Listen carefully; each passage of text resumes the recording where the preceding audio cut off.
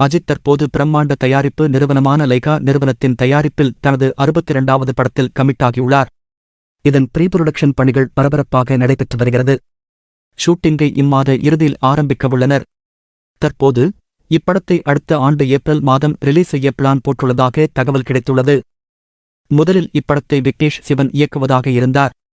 ஆனால் அவரது கதை அஜித்துக்கு பிடிக்காததால் லைகா நிறுவனத்திடம் சொல்லி அவரை நீக்க சொன்னார். பின்னர் மகள் திருமேனியின் கதை அவருக்கு பிடித்துப் போக அவரை ஒப்பந்தம் செய்துவிட்டனர். இப்படத்தை அடுத்த ஆண்டு ஏப்ரல் மாதம் ரிலீஸ் செய்ய பிளான் போட்டுள்ளதாக தகவல் கிடைத்துள்ளது.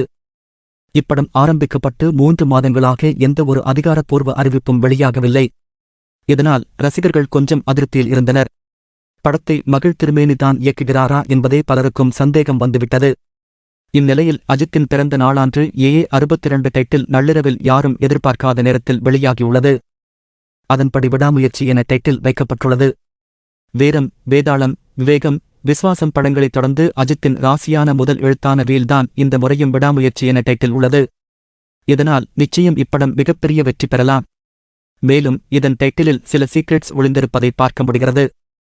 அதாவது விடாமுயற்சி என்ற வார்த்தையில் தேடல் பொருளை உணர்த்துவதாக இருக்கின்றது.